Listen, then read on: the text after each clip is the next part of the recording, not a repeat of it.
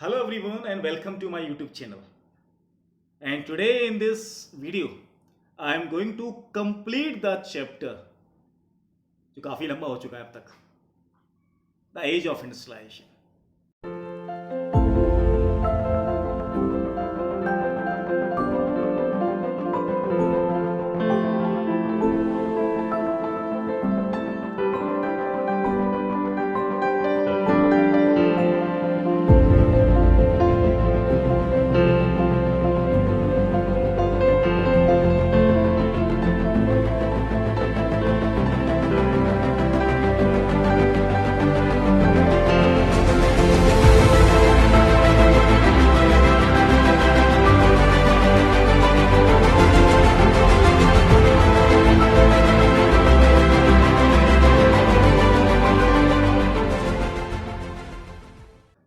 तो next topic हमारा small scale industries predominated. Predominated का मतलब क्या होता है? जो पहले से रूल कर रही थी. लेकिन बात ये आती है स्मॉल स्केल इंडस्ट्रीज या लार्ज स्केल और स्मॉल स्केल में कंपटीशन हो रहा है. जरा ध्यान से समझना. आप जब एक मैप देखोगे, इसमें आप मैप दिख सकता है आपको, तो आप उसमें जरा साफ देख सकते हैं कि हमारे देश में केवल दो ही एरियाज ऐसे हैं, एक बंगाल और एक बॉम्बे, जहां पर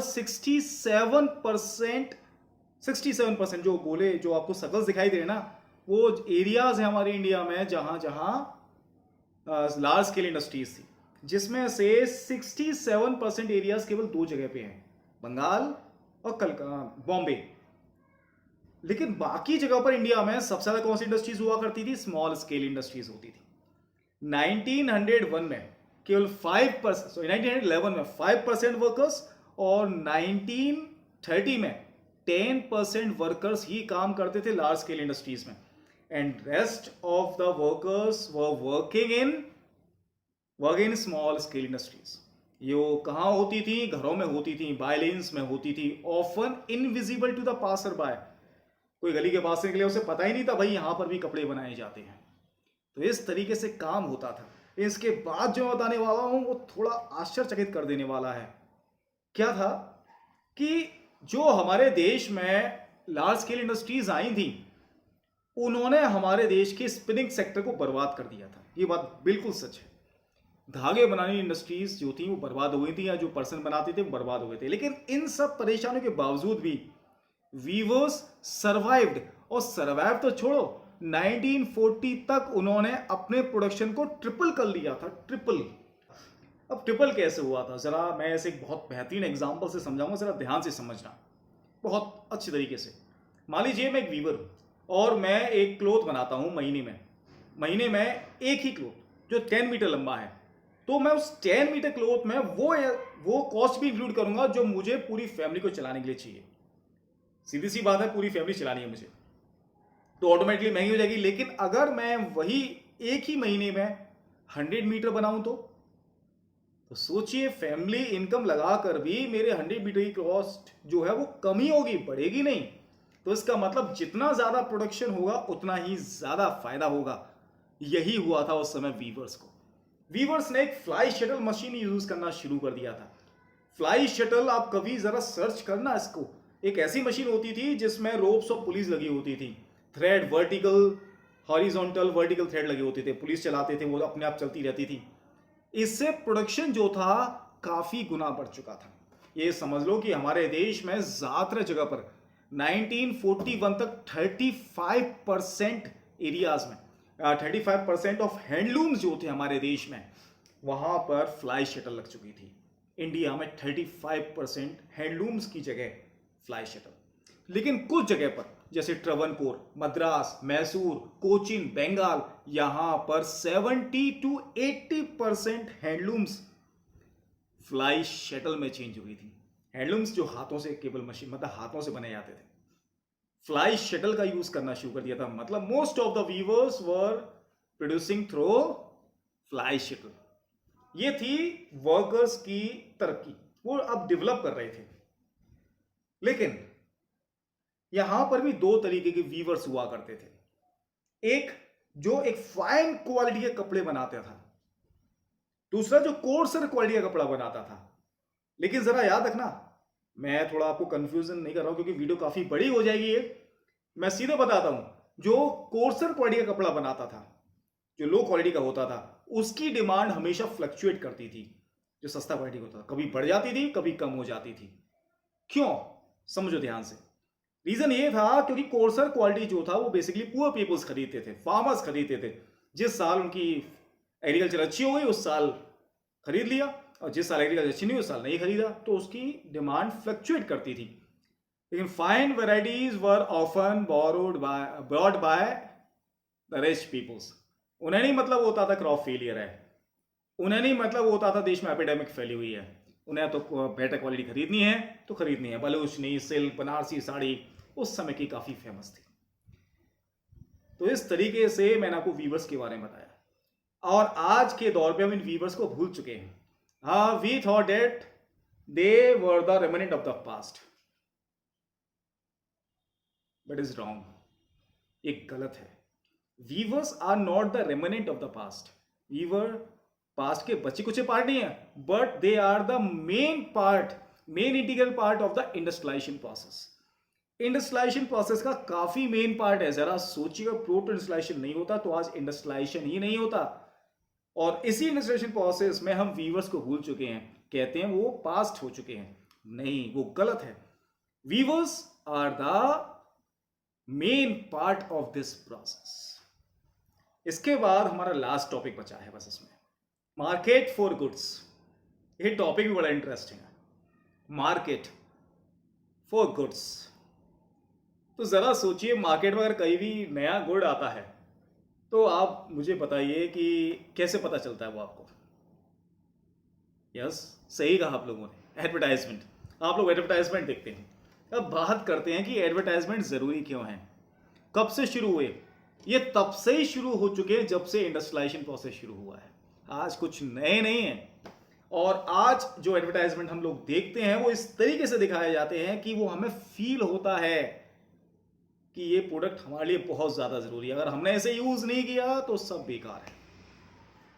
लगता है आज हमें लगता है कि हमने 2 बार ब्रश नहीं किया तो हमारे दांत खराब हो जाएंगे। आज हमें लगता है कि अगर हमने ये वाला ऑयल नहीं डाला तो हमारे बाल खराब हो जाएंगे। आज हमें लगता है कि हमने ये वाली क्रीम नहीं लगाई तो हम बूढ़े हो जाएंगे। हर चीज को हमारे इंपोर्टेंट बनाते आ रहे हैं। कहते हैं कि दूध में अगर ये बड़ा होगा तभी दूध का प्रोटीन बच्चे को मिलेगा, और वो नहीं बड़ा होगा तो क्या प्रोटीन ग्लास में चिपका रह जाएगा? सीधी सी बात है। हर चीज को इन्होंने ऐसा बना के दिया है कि वो और ज्यादा अट्रैक्टिव लगे और नीडी लगे पीपल्स को। यही फायदा होता है एडवर्टाइजमेंट का। अब जरा खुद फील करके देखा आपने आपको कि आप कितनी सारी चीजें यूज करते हैं जो आपने केवल और केवल एडवर्टाइजमेंट को देख कर ली है। कितनी सारी चीजें ऐसे ही पहले होते थे। मैनचेस्टर भी यही काम करता था। पहले मैनचेस्टर अपने ब्रांड पर एक लेबल लगा के बेचता था जिस पे लिखा होता था मेड इन मैनचेस्टर। और मेड इन मैनचेस्टर का मतलब ये हो गया कि क्या हुआ कि वो मैनचेस्टर से बना हुआ है और उसकी क्वालिटी पे कोई भी कंप्रोमाइज नहीं किया गया होगा, एक फाइन क्वालिटी का बना होगा।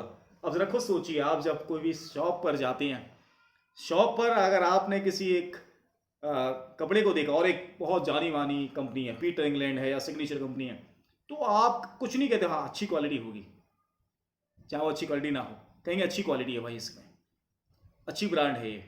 तो इसी तरीके से मैनचेस्टर के कपड़ों पर भी एक ब्रांड लगा होता था, मेड इन मैनचेस्टर। तो वो अपने ब्रांडिंग को हमारे इंडिया में बेचता था। और कई बार देखा जाता था जो मैनचेस्टर था उसमें केवल लिखा ही नहीं जाता था मतलब ब्रांड का नाम, बल्कि उसके साथ कुछ वर्ड्स भी लिखे होते थे, टेक्स्ट भी लिखे होते थे और काफी ब्यूटीफुल तरीके से इलस्ट्रेट होते थे। और कई बार तो उस पर गॉडेस की फोटो भी होती थी, गॉडेस की। अगर आप ध्यान से देखोगे एक आध दो पुराने लेबल्स को तो आप देख सकते हो कि वो मैन्युफैक्चरर्स हमारे माइंड को पढ़ना जानते थे कि हम कैसे इंडियन से अपील कर सकते हैं, कैसे अपील कर सकते हैं। हाँ, कई सारे इंडियन गॉड और गॉडेस की फोटो आना शुरू हो गई थी। अब जरा अपनी बुक में देखना कितनी सारी फोटोज दी हुई हैं उसमें जो वो भेजते थे। देखा होगा सरस्वती, कृष्णा, ये सब मार्केटिंग करते थे उन यूरोपियन पीपल्स के लिए। और ये सब इसलिए करते थे कि हमारे इंडियंस को लगे कि इंडियन गॉड और गॉडेस फैमिलियर है उनके लिए भी, तो हम उन्हें काफी अपने क्लोज समझते थे, क्लोज समझते थे। यही होता है। और कोई एक विदेशी हमारे देश में एक ऐसा कपड़ा पहन के जाए जिसमें हमारे इंडियन गॉड के नाम लिखे हैं, तो हमें क्या लगता है, भाई ये तो हमें बहुत जानता होगा हमारे इंडियन गॉड गॉडेस को, हम उसे काफी क्लोज समझते हैं अपने। ऐसा ही उस समय फायदा उठाती थी मैनचेस्टर। एक तरीका और था, एक तरीका मैंने आपको बताया कि किस तरीके से वो इंडियन गॉड गॉडेस का था। एक सबसे ज्यादा तरीका उस समय यूज किया था कैलेंडर्स का, क्योंकि कैलेंडर एक ऐसा प्रोडक्ट होता है जो आप केवल एक दिन नहीं, 2 दिन नहीं, बल्कि पूरे 12 महीने देखते हैं। उस पर जो एडवर्टाइजमेंट होते हैं वो 12 महीने में आपके दिमाग में रट जाते हैं। And calendar is just a basic thing which is use by all, चाहे वो पुअर हो चाहे वो रिच हो, चाहे आपका घर हो या ऑफिस हो, हर जगह कैलेंडर अवेलेबल होगा और कैलेंडर पे एडवर्टाइजमेंट तो जरूर होगा। तो इसी तरीके से एडवर्टाइजमेंट को, मतलब कैलेंडर्स को भी यूज किया जाता था फॉर एडवर्टाइजमेंट पर्पसेस। इतना ही नहीं, उन्होंने हमारे पुराने किंग्स को या रॉयल फैमिली मेंबर्स को भी यूज किया था इस एडवर्टाइजमेंट के लिए। कई बार फोटो लगी होती थी नोबल्स, राजघराने लोगों की, मुगल्स वगैरह की, किसी की भी राजाओं की, और उसके नीचे ऐड लिखा रहता था कि ये जो प्रोडक्ट है ना, ये इस महान पर्सनैलिटी के आदेश पर बना है, इसके लिए इसकी प्रोडक्ट के साथ या इसकी क्वालिटी के साथ कोई भी कंप्रोमाइज नहीं किया गया है। और जब ये प्रोडक्ट ये एक महान इंसान यूज करता था तो ये प्रोडक्ट में कोई भी कमी नहीं है। ऐसे एडवर्टाइजमेंट किए जाते थे। हमारे देश के गॉड को, किंग्स को, सबको यूज किया जाता था इसमें। कृष्ण वगैरह की इमेज को भी दिखाया जाता था। एक बार तो भगवान खुद कपड़े बेचने आए थे, जनता वो कपड़े दान कर रहे थे। आप फोटो में देख भी सकते हैं उसे कि कैसे एक देवी आई हैं और वो कपड़ों को दान कर रही हैं, और उस कपड़ों पे जरा देखना एक ब्रांड का नेम भी लिखा होगा। इस तरीके से वो लोग यूज करते थे, हमारे देश के गॉड इमेजेस को यूज करते थे, फेमस पर्सनैलिटीज को यूज करते थे। फिर जब हमारे देश की इंडस्ट्रीज आई तो उन्होंने क्या किया, उन्होंने भी यही काम किया, बस उन्होंने भारत के नाम पे बेचना शुरू कर दिया। उन्होंने कहा कि इफ यू आर इंडियंस तो आप हमारे देश के बने हुए कपड़ों को ही यूज करिए। बस इस तरीके से मार्केटिंग चलती थी हमारे देश में। और यही आपका चैप्टर कंप्लीट होता है। और इस चैप्टर से रिलेटेड अगर कोई भी आपको डाउट है तो आप मुझसे कमेंट सेक्शन में पूछ सकते हैं या फिर लाइव सेशन में भी पूछ सकते हैं। तब तक के लिए गुड बाय।